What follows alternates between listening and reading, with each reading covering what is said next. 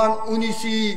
اوخ کے ملار پا گریوان اونیسی او حکومت کا غلط پاکستان ختمی نو بیادی دا بیادی ممبران اونیسی او حکومت کا غلط پاکستان ختمی نو بیادی دا بیادی ممبران اونیسی او جیل خو جوړ شوی د غریب د پارا کدوی نرانی دوی دی خان اونیسی جیل خو جوړ شوی د غریب د پارا کدوی نرانی دوی دی خان اونیسی او چې تاندار ماما په قار شکلا نو زرد سبزی دکانداران اونیسی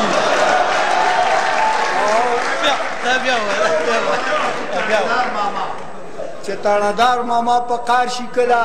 نو زرد سبزی دکانداران اونیسی او مجبور مکو رشتیا خبری اسی نه چرته شاعران اونیسی قدم اخلی او تبدیلی را لخو بس دون صرف چې د حال ویلو ته قسم اخلی او سونه دی په مینا محبت په جیب کې واچاو سونه دی په مینا محبت په جیب کې واچاو او دا دی تور لړم د آخرت په جیب کې واچاو او یا ظالم ولې د رشوت په جیب کې واچاو او ورځ به د قیامت ورځ چې د قیامت وي نو اشنا حساب کتاب به وي او ډېر غټ عدالت به وي د هر چا احتساب به وي او بس د جنازې نه بیا د قبر سوال جواب به وي او تا د کمیشن آرام دولت په جیب کې واچاو او یا ظالم ولې د رشوت په جیب کې واچاو او دا د تور لړم د آخرت په جیب کې واچاو او دی بجلی والا سره ټولو خبرې وکړي نو زه به مو سره وکړم ما چې کوم دی نو وی څه دردېدلې دا زما قیصه ده دا چې په هر لوري رسوا قیصه ده په حقیقت کې د هر چا قیصه ده دا د ظلمونو د وابدا قیصه ده هر چا د بل په مرۍ خولې ایښې ده وابدا خو خاص زموږ په زړه ایښې ده زورور هر سړی ظالم دی دلته کمزور هر سړی مجرم دی دلته پخوا به غلا خلکو په غلا کوله غل به هم د خلکو نه حیا کوله دا نه چې بل وطن کې غلا نه کېږي خو ولې دومره بربلا نه کېږي یو ګروپ سیلونه د میټرو مات کی په اندرون کې څه کم و زیات کی کله چې کار ښه برابر کی ورته بیا هغه بل ګروپ را خبر کی ورته په دې بېوسو دوی چاپه ووخي چاپه یې څه سمه ډاکه ووخي وایي اشنا میټر د غلو خطو دې کې خو ډېر عجیبه چلو خطو په تا به غټه جرمانه راځي اوس دا به په لویه پیمانه راځي اوس جرمانه را چې په زرګونو کې شي وینه به وچه د رګونو کې شي او زه څه خواږه شربت نمکین ومنه او خیر دی بسته یک بټتین ومنه او پیسه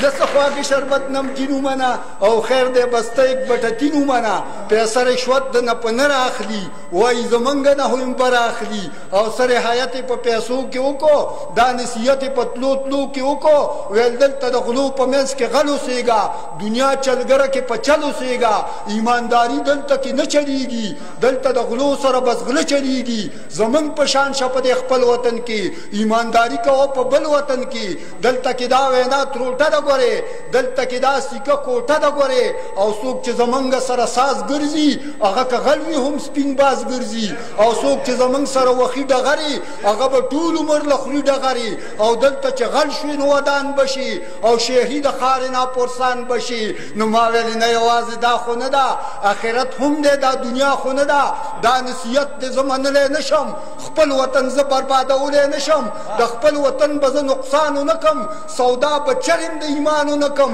او دا وطن زمونږ د عظمت نښه ده دا هم د نیکونو د محنت نښه ده او دا وطن موږ باندې ډېر ګران دی او د پټکي ګل مې پاکستان دی نه خالونه یادې چې سپینې دی چې شنه بنګړي شونډې لالونه یادې چې نری غاړه تورې زلفې ولونه ولونه یادې د چا د خور چې سرې پاپۍ او سره لاسونه یادې د یوې پېغلې پښتنې خور اندامونه یادې نو تا کې غیرت نشته که ستا په کور کې خور نشته او دا د چا خور چې یادوي نو د دې رور نشته د اپیه بیبي زمونږ د ټولو خور نه ده دا عطیه بیبي زمونږ د ټولو خور نه ده، کافرو مونږ نه بوتلې دا په زور نه ده. هر مسلمان له دا خبره د پیغور نه ده. ته د کشمیر د مظلومانو دغه شور نه اوري، خدای دې ګونګی که چې فریاد د خپلې خور نه اوري. د مسلمان د ننه کور ته امریکا راغلی، مخکې ډالر راغلی، مخکې تیسیکه راغلی، ستا په غیرت او په ناموس باندې ډاکه راغلی. مړه ته اوس هم غونډه زنه تور زلپان یادوي، مړه ته اوس هم مخکې قوطي د جانان یادوي، مړه ته اوس هم شین منګی او د ګودر غاړه یادوي. ما له خو شرم راشي ته چې دغه دواړه یادوي. ورځ د قیامت به وي، اشنا حساب کتاب به کېږي، غټ عدالت به وي، دار چا احتساب به کېږي، د جنازې نه پس د قبر سوال جواب به کېږي. دا نن چې مخې ته بچی ستا دا دم ګډېږي، شاعره دا بچی په زور ستا د قلم ګډېږي.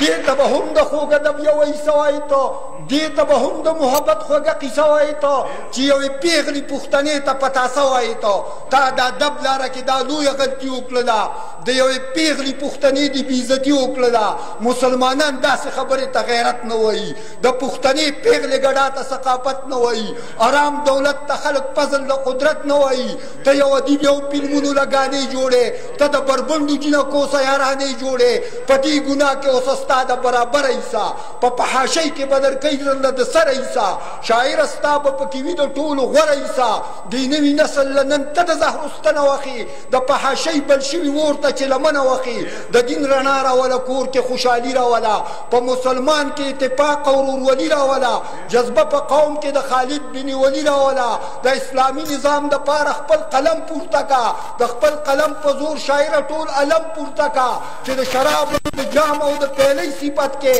چې د مشل اوباما د سویلۍ صفت کې مال افسوس راشي چې ته د ملالۍ صفت کې په سترګو ړوند شي او موټر دې په سینه وخوځه.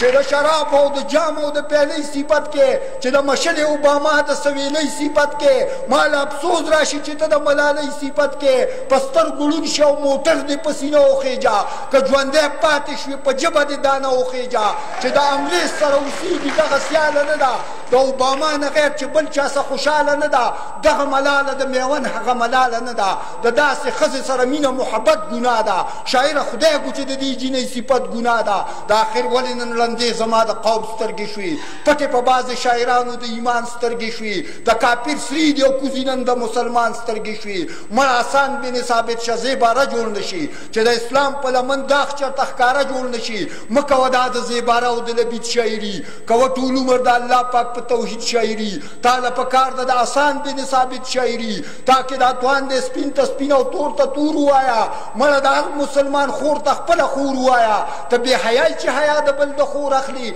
دا په کوڅه کې به کوکۍ چې ترې په زور اخلي. که چا ستا خور له ګوتې وړلي بیا به اور اخلي. دا ذات وینا د ښه شاعر په خزانو کې نشته، چېرته انګلینډ ته لاړ شه دا په پښتنو کې نشته. ستا شاعري د اورېدو قابله پاتې نه شوه، پړه کې دا د اوسېدو قابله پاتې نه شوه، په کور کې دا د غږېدو قابله پاتې نه شوه. د غیرت سا د پښتنو نه په خطو وینمه، زه چې دا نوې نوې ګانې د پښتو وینمه. د نوي نسل تباهۍ له چې اوزار راغی، ټیوي خو پرېږده، انټرنېټ راغی، ویسیار راغی، څه چې کوي هغه کوه، تاله اختیار راغی. د اسلامي نظام دپاره ترانې جوړې کا، دا تا ته څوک وایي چې فلمونو لګانې جوړې کا؟ تا ته الله پاک تلامیذ الرحمن وایي، دا څه زما خبره نه ده، دا قرآن وایي. جانان هغه دی چې درود پې پاک سبحان وایي. یا خو اقبال شه یا ملنګ عبدالرحمن جوړ شه، بس که عاشق په محمد اخر زمان جوړ شه. او چې کلب یادی نو مدینه منوره یاده کا، د الله کور د حرم دنګه مناره یاده کا، د احد غر د اصحابو مقبره یاده کا. د حقیقي مینې چې ستا پړه کې کور پیدا شي، مجبور وایي اله به ستا قلم کې زور پیدا شي. زمونږ